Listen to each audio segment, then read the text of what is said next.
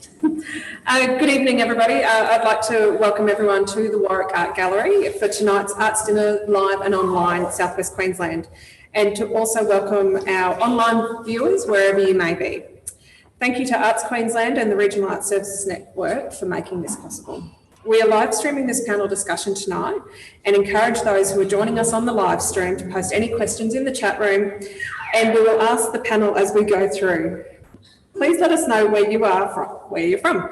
Also, to let you know, this conversation will be posted on the Arts Dinner Facebook page and the artsdinner.com site after the show, and we encourage you to share it widely. Tonight, we come together to talk about galleries in the picture. So tonight on our panel, we have Tracy Cooper-Lavery, who's the Director of the Gallery of Visual Arts at HOTA, the Home of the Arts at the Gold Coast. Tracy is joining us online tonight. Hi, everybody. Hey, Tracy, how are you? Good. So Tracy is an arts museum leader with a career spanning 25 years, including being the director of the Rockhampton Art Gallery, where she was responsible for transforming the gallery's profile on a local, state, and national level.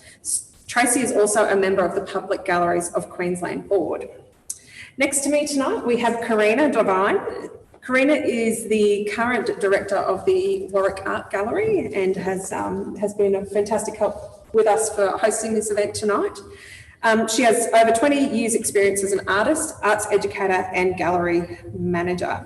Karina has a passion for the arts and a strong commitment to the growth of regional communities, embracing the lifestyle of Queensland country towns and striving to achieve equity and sustainability for rural Queensland through the arts. Karina is also a Senior Director Chairperson of the Museum and Galleries Queensland Board. Tonight we also have Councillor Marco Gliori here with us this evening. Marco was elected as Councillor for the Southern Downs Regional Council in 2020 and is an avid supporter of the arts and culture in the Southern Downs.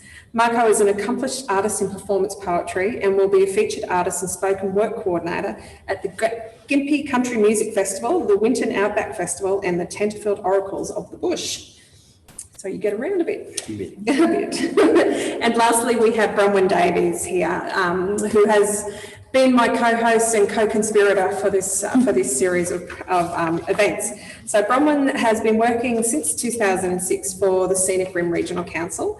Through her work as the cultural coordinator of cultural services, she works with a dedicated team to innovate, create and manage a cultural development program and the running of 3 cultural venues.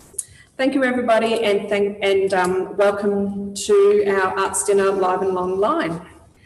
So tonight we're going to start off with a question for the whole panel and reflect on perhaps the year that has been from a gallery's perspective. Hasn't been a great past 18 months, and I think we're all slowly starting to see the fog rise, but I think there are still some definite challenges ahead of us. A bit of a two-pronged approach here. So what role do galleries have in our communities? And 2020 did impact our industry quite heavily. So how did your gallery use the time to prepare for the future?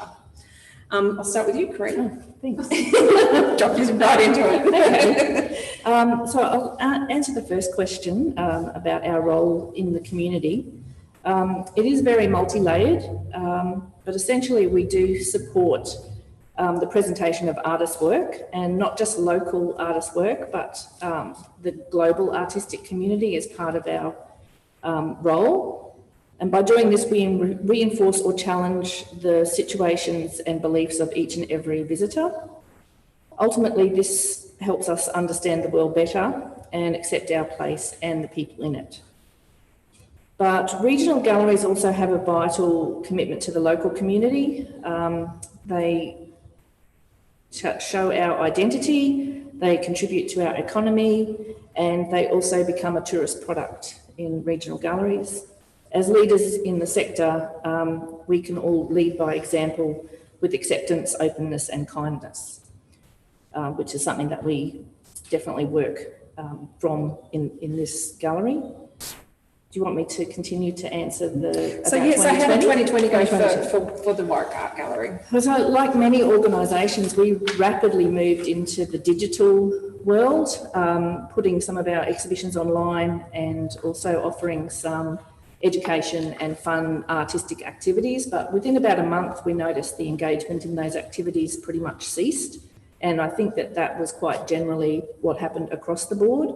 So we switched our thinking then to more strategic goals, working on projects that we possibly hadn't had time for, that were sitting within our strategic plan, and also really looking at some of our policies, especially on how we work with artists. We decided to make some quite dramatic changes to how we help artists exhibit in our gallery, so we used that time to work on those things. So in the end, it was a really positive outcome for us as far as getting some of those goals achieved. Yep. Fantastic. Tracy, we might head over to you. I know HOTA has only just officially opened really in the last month, so I can just imagine what you guys were doing through 2020. But can you give us a bit of an idea of how, where does HOTA sit within that Gold Coast community, and what not only were you building and refurbishing, but how did you keep that engagement going through that 2020 period? Thank you. And thank you for having me. Sorry, I can't be there. So I'll go back a couple of steps. So my boss will kill me if I don't remind everybody that we're HOTA, not HOTA, but that's okay. Everybody calls us HOTA, so we keep telling everybody that we're hotter than Mona. Just to get it out there. Actually, Mona's quite cold at the moment. Yeah. And so one of the differences for us, I guess, as an organisation as well, is that we aren't just the gallery. We're a bigger organisation in that, you know, we started life as a more traditional regional arts centre, like most medium-sized towns or cities have, and from that, you know, we've grown now. Sort of, we're partway through a cultural master plan, cultural precinct master plan, and so we have the original building that still has an 1,100 seat theatre and cinemas and function areas and a cafe. We've also, in the last 5 years, we've opened an outdoor stage that can now take, larger scale outdoor concerts and events of up to about 4,000 people. We've got a pedestrian bridge that links us more efficiently to Surfers Paradise because parking is a nightmare for us. And now the gallery. So HOTA is more than just the gallery. HOTA is at this stage 3 pieces of infrastructure that are managed by one organisation. So in some ways kind of different to, you know, somewhere like South Bank or Fed Square, where you have various organisations on the one site. We're one organisation with several pieces of infrastructure. So that's kind of a little bit of quick background on us. In terms of the gallery, you're right. We've been in quite a different space, and you know, when COVID hit last year, the gallery was already closed. Anyway, we closed our front-facing original gallery space in May 2019. Sorry, May 2019. So that notion of not having a sort of a public-facing gallery was already gone for us. So for us, it was already a challenge of how do we keep visual arts on the radar of people locally. So COVID within our unit, within HOTA, didn't necessarily change how we programmed, because we were already looking at different ways to program without having a venue. I mean, obviously it did impact our staff, and you know, we had to cut staff and we had to cut hours and things like that. So we were already kind of working in a digital space and working in the outdoors on the site, and you know, kind of finding more one-off commissions and things like that before COVID hit. That's a very long-winded answer, sorry. Sometimes it's got to be complex, hasn't it? So we over to Bronwyn. How did it go down in the Scenic Rim? Oh, we were just about to install an exhibition by Therese Flynn Clark, where she'd been working with the community and creating these works for quite some time, and it was gut-wrenching. She was just about to install, and so we photographed everything and we put it online. And as Corinne, we thought, okay, we'll flip it and we'll pivot, and we got everything going. But and as you said, the same thing. Initial sort of flush. And then I think everybody was online and kids were online, and there was just too much information. So we didn't, we left her exhibition up, and that was the best we could do for her. But yeah, we didn't continue on with the online gallery. We sort of thought, well, there are some fantastic programs out there to sort of where you can actually be virtually in the gallery and walk around the rooms, but we just didn't have the resources to pull that off in a short period of time. So yeah, so we closed the doors of the gallery, and I was lucky to keep all our staff on, because we have one sort of regional gallery that's managed by council, and then we have a regional gallery at Boonah that's managed by the community, and they closed. But with having 3 venues, there was just so much stuff that we didn't know where it was. So we did big inventories of everything and cleaned everything and wrote manuals and did a whole lot of strategic planning in that space, and thought about our program for this year. And we'd come off the back of COVID, as here has as well, of drought, floods and fires. So, it helped us to think about what we were doing going forward. Yeah.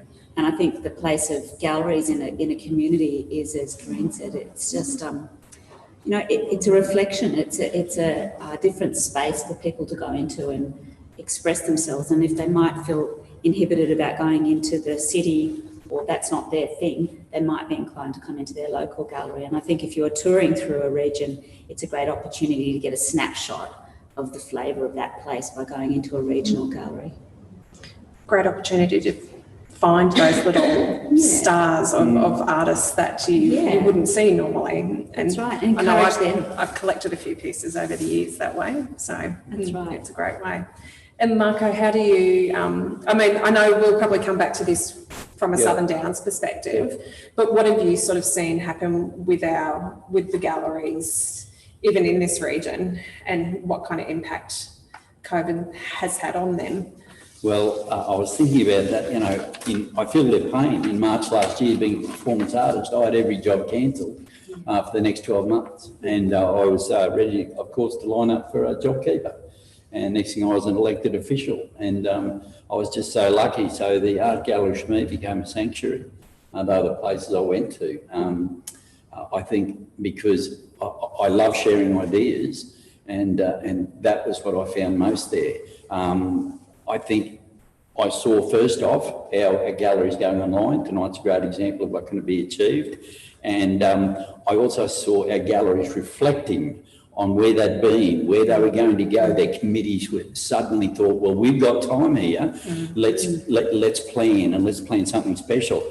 And I also make the point, I was thinking today, throughout human history, the major calamities with such earth-shattering consequences as COVID have always been followed by a tidal wave of creation and expression within the art world, an evolution of our human interpretation. I think of it, because that's how I see poetry. Everyone has a different opinion. It's very subjective, but it's your interpretation when you're creating it. And in the last year, I think I've seen art and culture in this region preparing themselves for the shift. And I believe they will only continue to become more relevant and appreciated by the communities that support them. And can I just make the point, every gallery, I imagine Gold Coast is a little different than ours, but in the fact that here in the Southern Downs, harvesting fresh produce is what we're all about. And our rural communities mostly love it when their art galleries have a buzz about them, full of bright colours, extending out into the car parks and gardens, inviting music, laughter and celebration of the seasons, the waterways, landscapes and characters that we rely on for our produce, for our existence. And I think art galleries should always be a reflection, a home away from home, that warm campfire, the cosy place that we find on the Condamine River and Quart Pot Creek, the little houses with the cup of tea on the veranda, you always see people sitting out in beautiful winter mornings. Art galleries should be a home away from home. That's the first responsibility, I think, is to reflect and represent the community where they exist. And beyond that, I've been taken on some wild rides in the last 12 months. Great exhibitions. Yes. And when we're looking at our regional galleries, a lot of them are intrinsically a reflection of that community, because they are local people that are instilled in them and are actually the ones that are creating the content and curating the work that's coming through as well. I know when we go around the region, a lot of people talk about that lack of time to sit down and strategically think and plan for the future.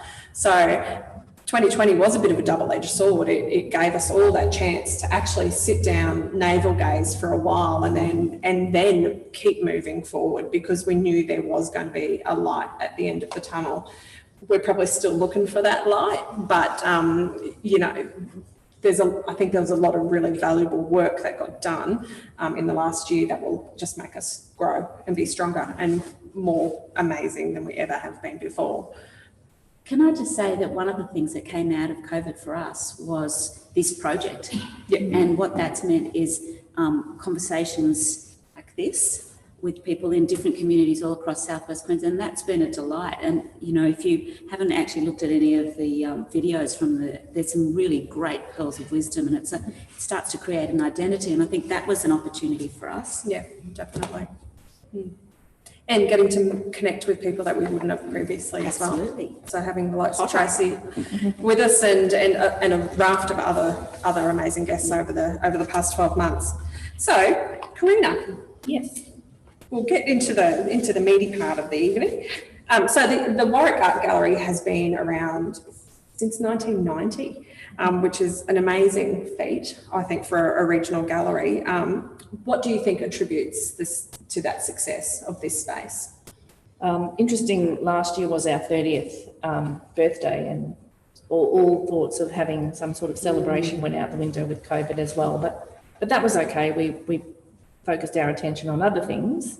But like many regional galleries, Warwick Art Gallery started as an entirely volunteer-run space, and over time, when their ideas and their vision and their projects got bigger and bigger, they worked their way into getting some paid staff and increased support from local government.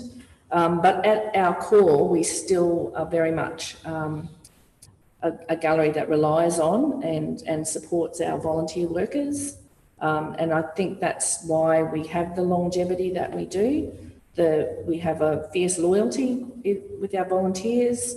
They're our friends, they're our community. I'm not a local person. I came here for the job, but yet I found the volunteers here became my family, and I am always now trying to pay that forward to new volunteers that come in to give that sense of family here. It was interesting with Warwick Art Gallery when it was first flagged. There was a lot of community angst about the establishment of a gallery. There was actually graffiti painted on the walls around town, no art gallery. Thank goodness it was not successful, and that particular council pushed forward, and we have this space. And it is a beautiful space. It's a really flexible space, and I think that's a lot of the reason why it continues to be successful, is that we can have touring shows like the one we have here now, and the space can accommodate that really well, but we can also be a space that's very good for a local group show or a solo artist having their first solo exhibition. It's got a great flexibility about it, which it keeps it interesting and different. There's a lot to be said for having that great volunteer base, that's for sure, and creating that family, because that gives people such a purpose to give back, doesn't it?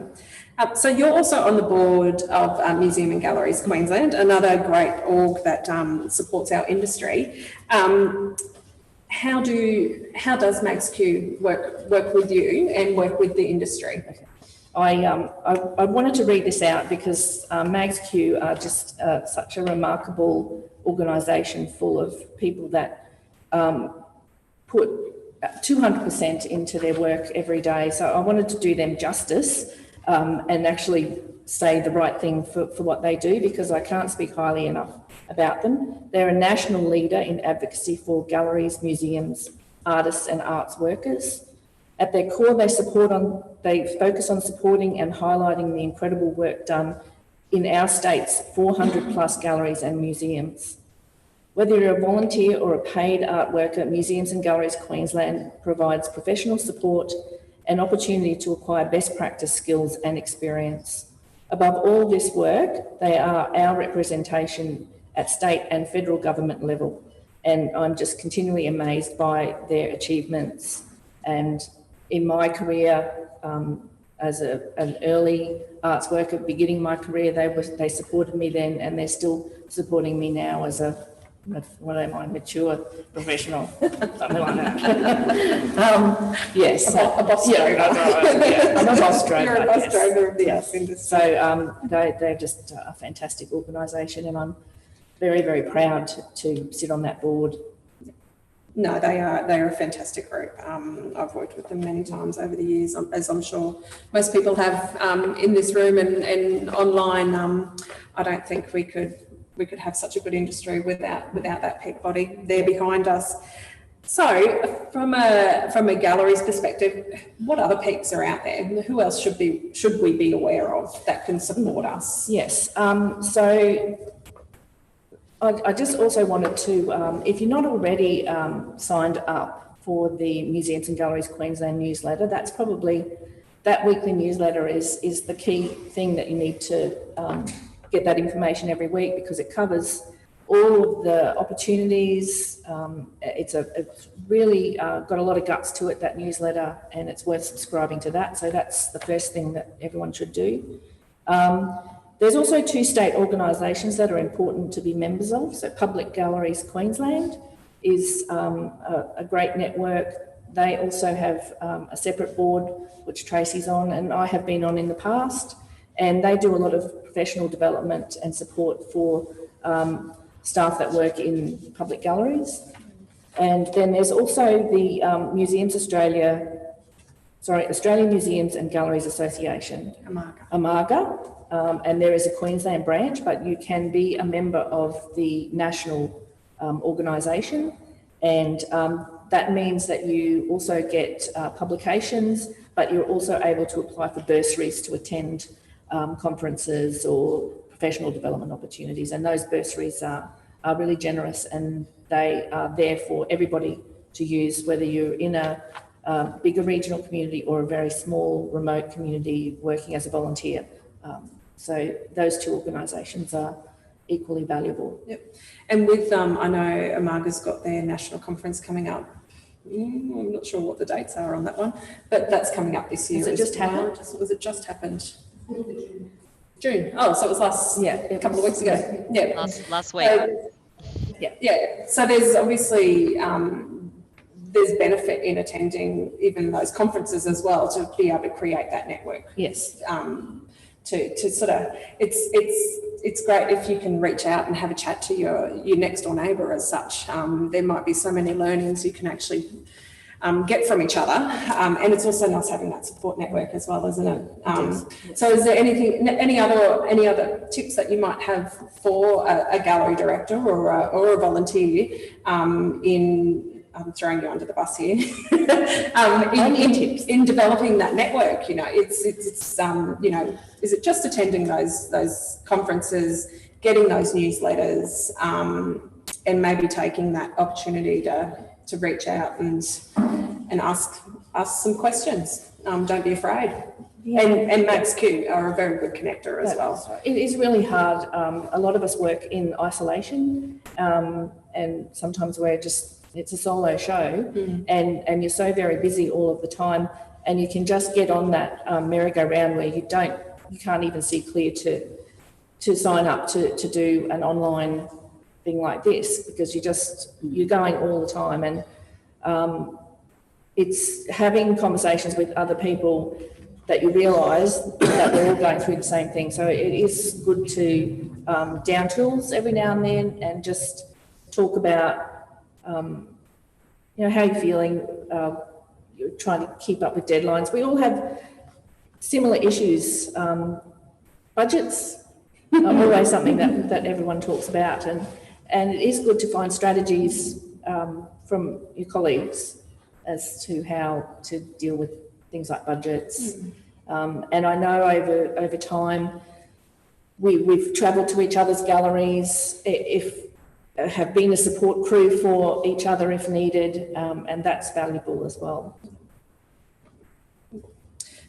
We're all in the same boat, I think. I think that's a valuable lesson, that don't think you're in isolation. When you need to take 5, pick up the phone. I think we're all there for each other in that aspect, definitely. So Tracy, over to you at Hotter. I will get that right. I'll have to school everybody once we get home. So for you guys, how important is it that key stakeholders are taken on the journey with the development of your gallery? Yeah, so, well, we wouldn't have a gallery without them. So, it's been, I mean, I guess I think about this project as I've been back here on the Gold Coast now for just over 5 years, but it feels like this project's been close to 35 years in the making. The gallery's collection started in 1968 through an art prize that was developed primarily through public interest, community interest in having, a national art prize on the Gold Coast, and then from that starting a collection that may then lead to a gallery or, an art museum or something in the future. And so that incredibly, strong and willing team of people really drove the start of where we are today. So, in terms of stakeholders, I think about a whole range of people, not necessarily just council, and local government. That is one of the interesting things for us, is that probably in terms of financial, our absolutely our biggest stakeholder is the local government, is the city council. So this whole project has been funded by local government, no state or federal funding, which is really quite extraordinary. So we have a lot of debt. We owe a lot of debt to to our local members, but that it started way before that. They're very much a strong. A lot of people think about the Gold Coast and don't think that. Don't immediately think about art or culture when they think about the Gold Coast, but that's, that really is a myth. There's always been a very strong artistic community here on the Gold Coast. The thing that I love is that, since we've opened, I have people, older people coming through the gallery telling me that they were, they went to the first art prize exhibition in 1968 or 1969, and they never thought they'd see this happen. So really bringing that part of the community with us on the journey has been really important, as well as, the financial stakeholders, but also, one of the things that's been great about this project is finding new stakeholders. So we've been able to increase our philanthropic support for the project. We've put together a program called the Founding Donors Program. So looking at people that could support the gallery and have that kind of faith in what we were doing before there was even, they just laid the concrete. So those people that could see the passion and the energy and the drive of what we were doing, and putting their money behind that. So it's been, it's been really important to have all of those people on board. And the other stakeholder too that has been really important, and I think that this project has given us an opportunity to really start to develop the relationship, is with our local Indigenous community. We through a number of different projects that we've been working on to get the gallery open, including sort of commissions and different art exhibitions. We've done a number of community consultations, and I mean, you know, again, through COVID, a lot of that had to happen online, like we're doing now. So, you know, we had Indigenous community consultations online, and then as we got closer to the opening of the gallery, we were able to have one then on site. And we also now have an Indigenous advisory board, a committee, so that help us ensure that, you know, we're on track with our RAP and also you know, projects into the future. So there's been a number, I mean, you know, in any project, I guess, like this, there is a raft of different stakeholders, and you know, they've all had various touch points, I think, throughout the project, which has just meant that you know, it does feel like it's been very much a community driven project. So how many pieces do you have in your collection? And do you keep it all on site? We do now. So we have close to 5,000 works in the collection.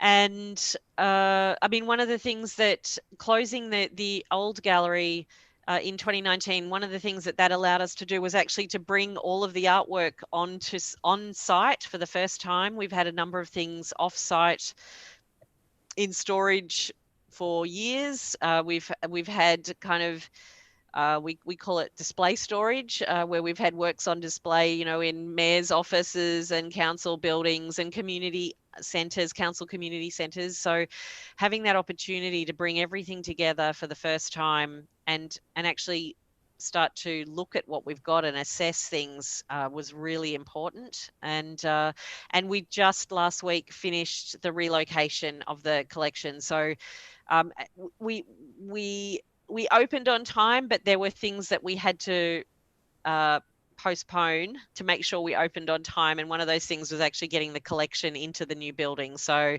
we focused on getting the collection works going on display in the building first, and then everything else has been a mammoth effort over the last 2 weeks to get into the building. Wow, 5,000 pieces. That's a lot of work. That's a lot of ground space, I'm assuming, as well. So is that a basement, have you? Yeah, so the collection store is around 900 square meters. So our new major exhibition gallery is 1,000 square meters, and then we have another 3 spaces that is about in total we've got about 2,000 square meters of exhibition space and about 1,000 square meters of storage, and that's at a sort of a sub-basement level. So yeah. So no more acquiring of works? Oh no, well, the collection manager tells me I'm not allowed to buy anything big.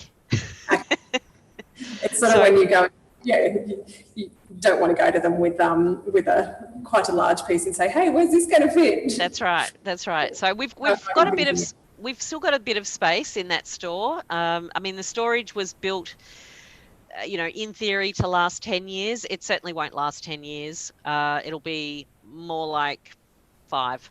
I'll say 5. Don't hold me to that though. I think it's a bit similar to what Quag-Goma went through as well. I think they went to all this effort with their space, and I think it lasted only a couple of years or something along those lines. So yeah, just don't buy really big things. That's what right. I did. That's right. That's exactly it. So when with as we mentioned, with the construction over the last few years, how did you stay engaged with the community? I know you were mentioning that you had some programming that could be done outside and virtually, but just a little bit more detail about actually what you did to keep the community travelling with you through the process. Yeah, so we did it through a number of ways. I mean, one of the things that I think Hodder does really successfully now is that I feel like we tell great stories, and that's across all of the different disciplines. And so one of the things that we ensured we did throughout the process was continue to tell the kind of behind the scenes story of what we were actually doing. So there was the, you know, a smaller version of a front facing program. So we did, you know, we have, for example, we have a wall, like a sort of a big wall in one of the public spaces in the other building that we handed over 3 times a year to a local artist to paint directly onto the wall or create an artwork directly onto the wall.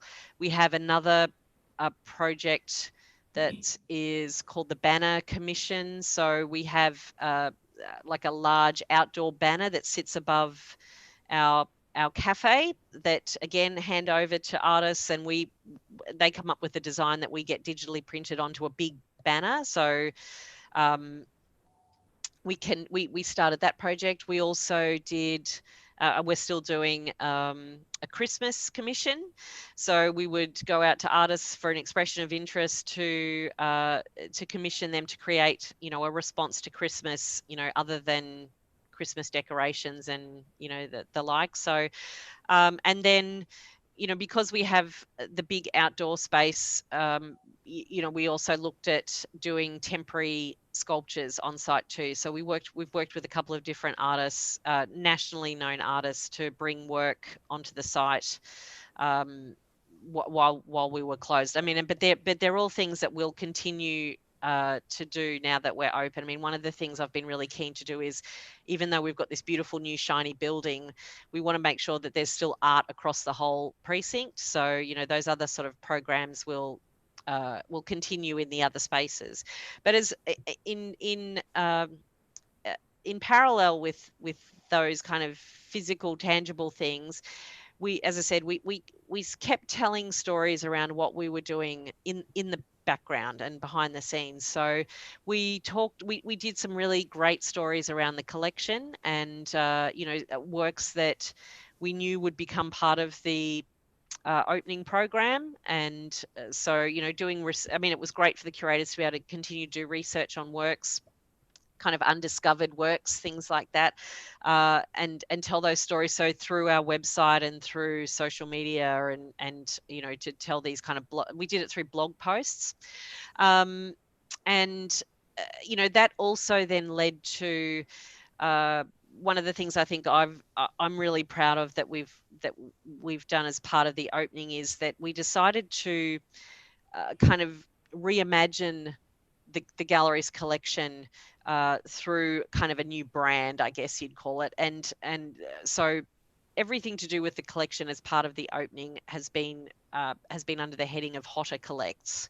So and that led, it's I think it's worked really successfully because it's been something that people can they can understand the different layers of it. So Hotter Collects is the name of the exhibitions that form the opening program from the collection. So in those 3 galleries, each space is called Hotter Collects and then has a subtitle. We also,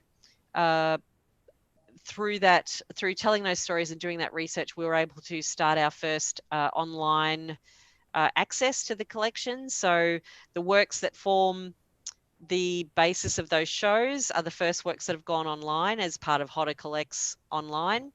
Then we did a publication.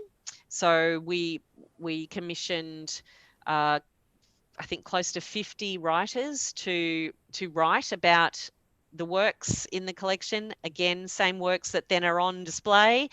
So then there's Hotter Collects, the book, and then in the shop, it's that same sort of package of works are then what you see in the merchandise. So it's this kind of, you know, storytelling through a number of different mediums to get the collection out there. So, yeah. You sort of kept a little bit busy then. Just a bit.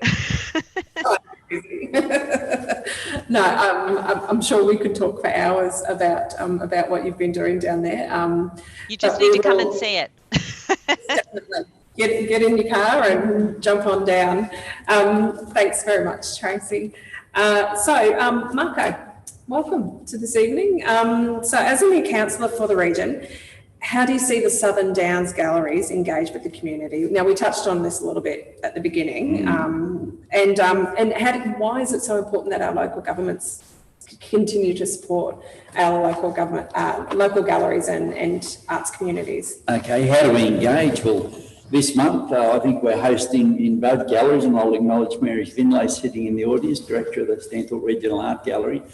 And just, I'll go back to an image I have of my first speaking engagement was at that gallery, and I was invited by a sculptor by the name of Gabriel Trabuco from Baci, Boulder Art Circle Incorporated, who wanted me to speak on this very thing. What's your vision for the arts, Marco?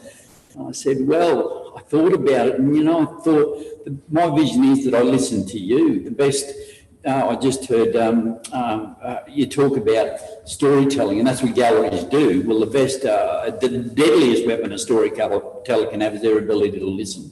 So I think the first thing, local government, councillors and directors and everyone in the arts community, we need to listen to everyone in the community. But what's happening, how do we engage? This month, we're hosting music concerts, poetry recitals, book launches, Chamber of Commerce networking nights. We're serving hot soup, mulled wine, damper sausages and true yarns from a real live drover. It's all happening at the galleries. The diversity is amazing. In the back workshop room out the back here, I've witnessed local artisans harnessing the talents of children and emotionally sensitive adults. I've seen the joy on the faces of teenage girls from Headspace as they are released into the wilds of their imaginations, encouraged by their artist mentors and inspired to tell their own stories. The more we collaborate as an arts community, the more we reach out into our community, the more we engage.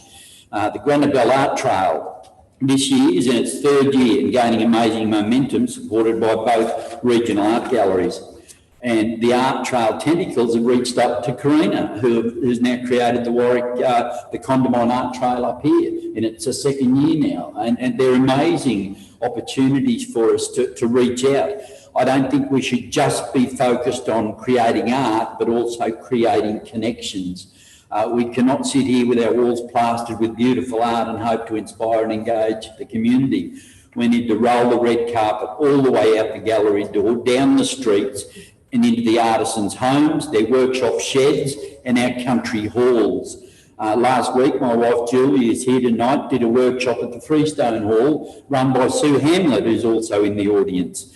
Julie didn't do it because she's an artist. She did one of Roz's workshops at the Granabel Art Trail. You're reaching into people who have no artistic ability at all, and you're welcoming them. Now, can I follow that up by saying Julie didn't do it because she was an artist.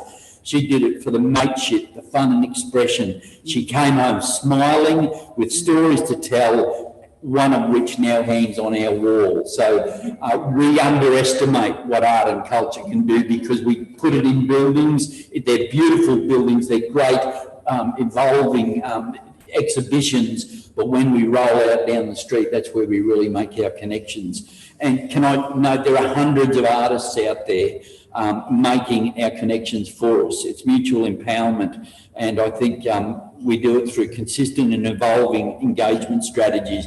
There are council staff here in this room here tonight who I know want to facilitate opportunities, given budgets and all the things that we have to go through. But the minute I ring up and say, can you put this on Facebook? Can you work with us? There's someone in the audience who's been, I'll come and film stuff for you. Like the staff we work with, they just need to also know what's going on. And that's our job, isn't it? To make those connections through the committees, through the galleries, with the council who also fund these two regional art galleries we have here, and to make sure that we all, have the message out there.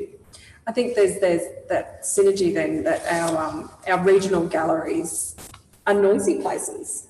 They're not quiet spaces I mean, they have their moments where they can be quiet, but they've got that opportunity to be a bit noisier and experiment probably a little bit more than what our more traditional gallery spaces can as well. And that all comes down to how our community engages with them.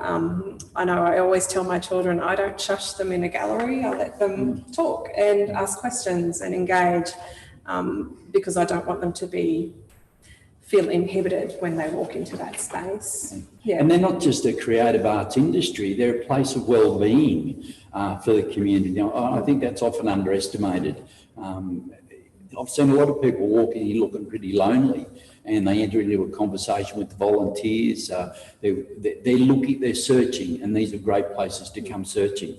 And also, can I say, we've been through a pretty tough time, and we hear about the farmers who have been through the drought, the downturn in employment, everybody out there, you know, trying to just make ends meet. But in spite of this, artists continue to create in spite of economic and social turmoil, and they often find themselves doing their best work under these circumstances.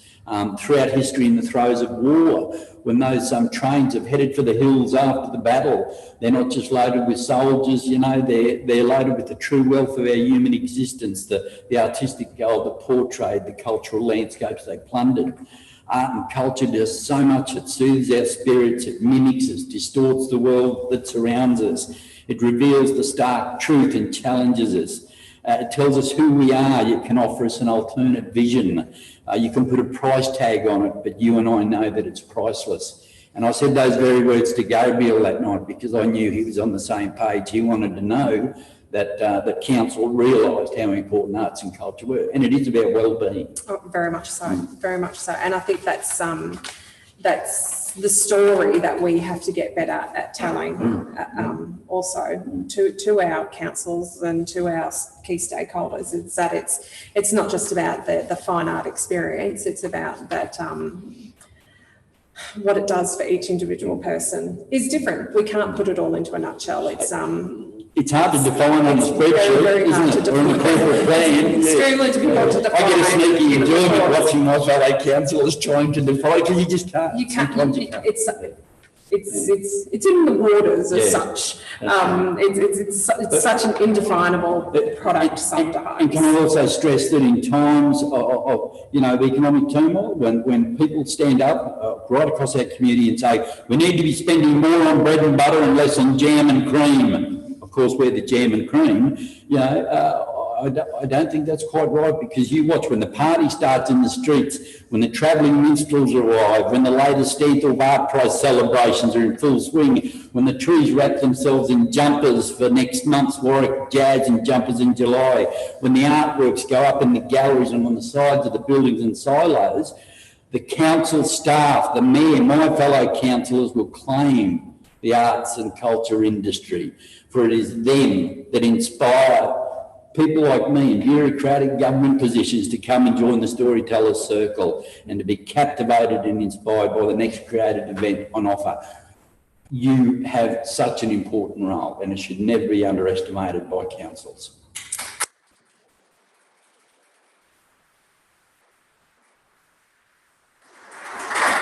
We're pretty lucky to have you, Marco. Today. They all realise that too. They really are. And look, I think intrinsically all of our councillors realise it, but they are unfortunately always put into that struggle of how do you make the ratepayers' dollar go further. And in this day and age, that is getting harder and harder and harder to do. So the more people we have at the table having these conversations, surely the more support we can receive. And given the Queensland Treasury budget went out today as well, there's going to be a lot of raised eyebrows moving forward as well. I think I was quite pleased to see that the Regional Arts Services Network was mentioned again. So we look like we're coming back. So that's fantastic news for us from the regional perspective. So we're all here for each other. I think we need to find those networks and keep moving forward. So can I just add too that if you are in a situation where you find that you're fighting as the jam and cream to rise above the butter and the scones. Go to the Museums and Galleries Queensland website, because they have a lot of benchmarking data, a lot of the boring side of things, the numbers and the numbers and the and statistics, and the evidence of the value, not just in well-being, but also some of the other things like the contribution to the economy and all of that stuff. So Museums and Galleries Queensland website have a lot of that information that you can use, and you can also talk to them if you need support to pitch to a council or something. Yep. Awesome. So Bronwyn, Be me. over to you. So you're the cultural coordinator down in the Scenic Rim. So you've actually got 3 venues that you have as part of your portfolio. How do you plan your programming to engage with each community? Because that's got to be a juggle as well. It's a juggle. I guess the thing that underlines our programming is that each year we have an arts and cultural strategy, which we're currently under review, but we have sort of themes that we try to embed, and what we try to do is have one theme for the whole year, and all our programming has some connection. So in the Anzac Memorial Year 2015, we looked at war stories in our town.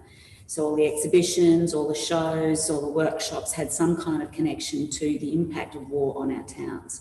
So it went from post-traumatic stress to women in war, black diggers, all sorts of things to have a different understanding. This year is, because of the fires and floods and COVID, we're looking at wellbeing and resilience and recovery. So the exhibition program is kind of like the cornerstone for our whole program for the year. So our first exhibition was the Madame Weigel touring exhibition, and so then that led to conversations and workshops and things around sewing and collective, pattern making over the years and things like that. The next exhibition was about work. It was for 3 different women artists. And it was women's work, and so that sort of led to the conversation during International Women's Day around the contribution of women and the issues women had.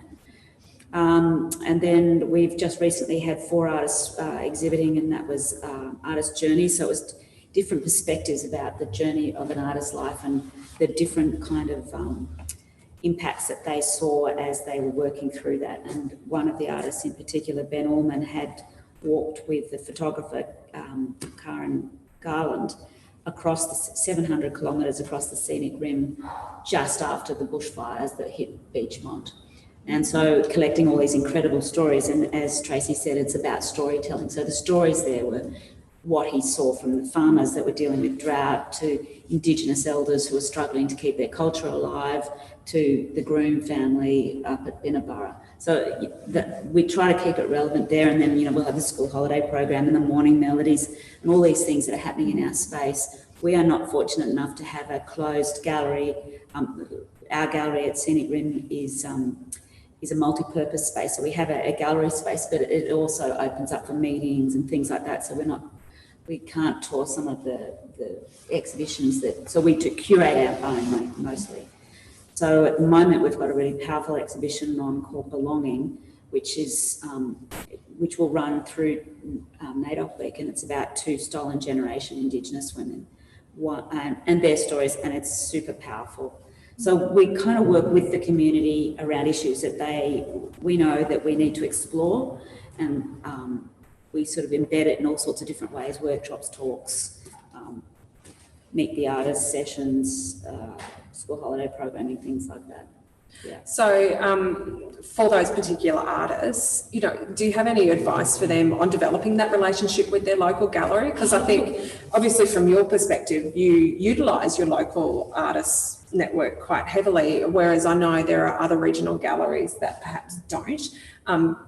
Is that an intentional blockage, or is that because that relationship hasn't been developed yet? And how can an artist develop it? I think it's hard in regional areas because the tyranny of distance is tricky. One of the things that we did most successfully, we ran artist studio trails for 10 years, and in the end we had to think of a new sort of digital platform because we've kind of burned out and we'd come to the end of the money that we could put into it. And to develop that, we had a series of artist dinners, which is where this has come from. And that brought people together because they had an invested interest in participating in that program. And that was fantastic because there was all sorts of relationships that people formed with our organisation, with each other, and so lots of employment, lots of things came out of that. But people sort of get a little bit parochial about their space, and I guess what my advice would be, if you're an artist, go to HOTA, go to your regional galleries, make it your business to see the shows that come through because they are brilliant. This is a fantastic opportunity here to see a world-class exhibition, really amazing work. And I think sometimes artists need to be exposed to all the different ideas because you can get very stuck in your little group, in your town, wherever that may be, or your suburb. So you need exposure to and regional artists have got some fantastic things to offer as well. So advice would be participate. Don't rest on your laurels, participate, support your local galleries, talk to regional galleries, participate in the programs that they put on. Go to GOMA, go to HOTA, I said it right. And, there might be fabulous regional works that could be showing at HOTA, and I'm sure, I really feel that we need to have sort of more hub and spoke things happening so that our regional galleries can be feeding into the bigger institutions so that they have an opportunity to show their wares in the spaces where there's lots and lots and lots of people going. Yeah. That might be a future Horizon project, perhaps. Hey? How does that sound? Tracy, what do you reckon? Tracy, so, and sort of even from your perspective, how would an artist engage with HOTA? How would they get on your radar, or would they be dealing with one of your team, or what's their best approach? It's still a bit of everything. Some things come direct to me, and other things to the team. We get invited to lots of events, and we try to go to as many local. We try to go to as many exhibitions and events as we can to kind of, I suppose, do a pulse check of what's happening locally. One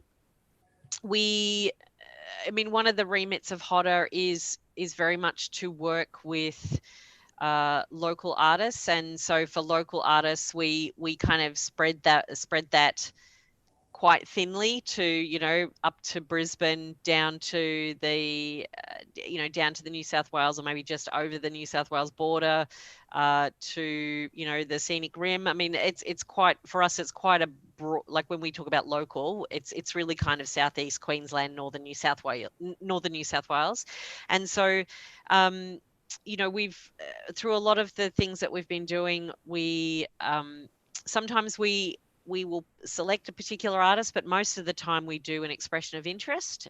So we do call outs. The exhibition that we've opened with, which is Solid Gold, Artists from Paradise, it came about through a call out for local artists to send in their work. Send in examples of their work so that we could put together the exhibition. I think we had something like 330 applications, and from that we narrowed it down to 19, which was very difficult.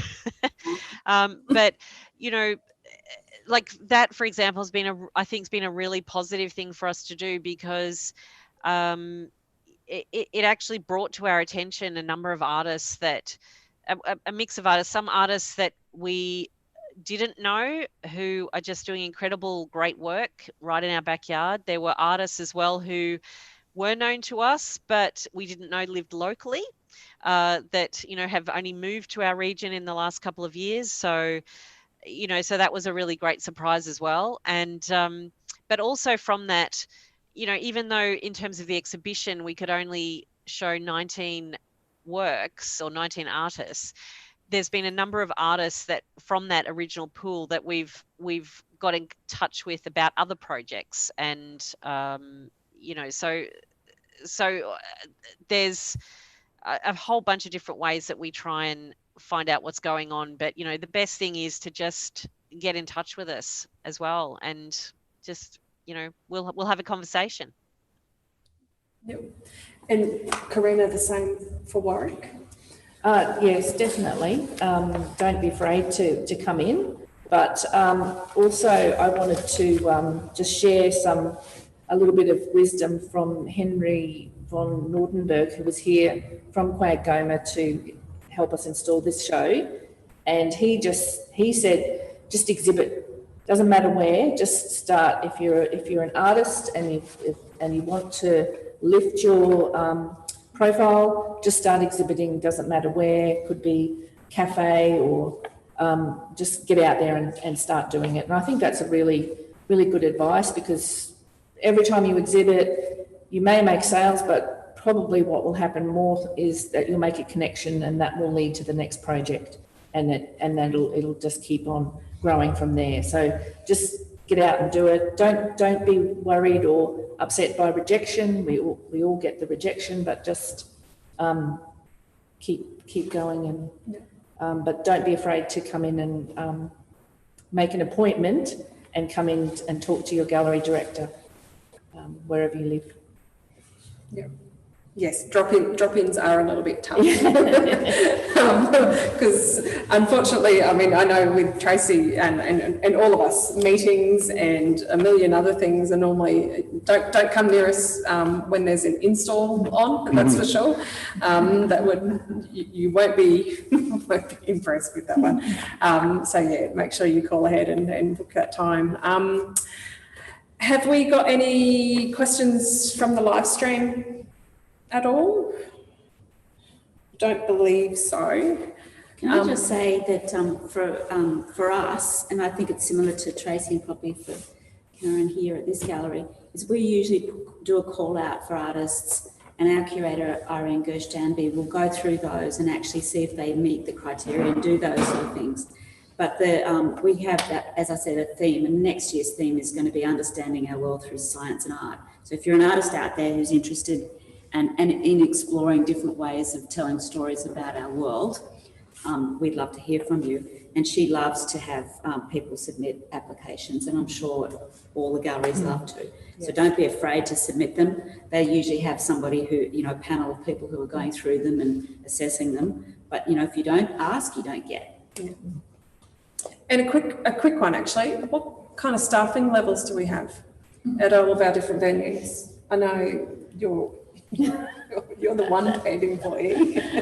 No, there's two. We have 1.8 full-time equivalent staff. Yeah. And what have you got, Bron? I know you've got a team. Well, we've got a team of people that are doing the theatre, the functions and everything. So Irene is our only sort of gallery person, and she's also has to be on the floor doing a whole lot of other things.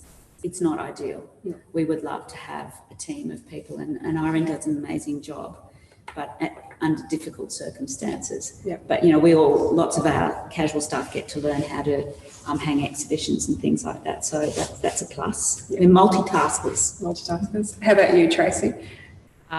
We are very fortunate at the moment that with the opening of the gallery, we've been able to, in a stage process, put more staff on. So we have about 15 staff at the moment. So, yeah. So that's understandable for the size of the building, I think. And can I just say, it is a fantastic gallery. Just to even look at the building itself is amazing. The collection is wonderful. It's a great trip out. Oh, thank you. It's actually, and as a tourist, it's easy to find because boy does it stand out. You can't miss it, that's for sure. No, very good. Thank you, everybody. We'll be wrapping up our live streaming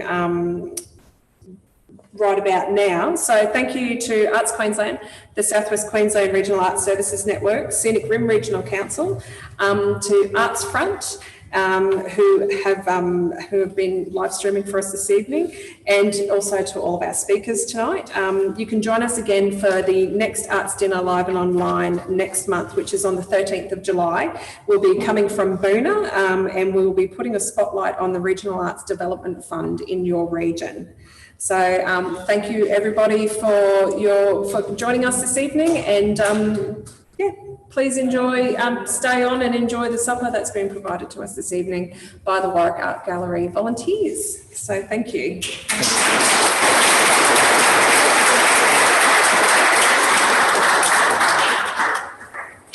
And thank you.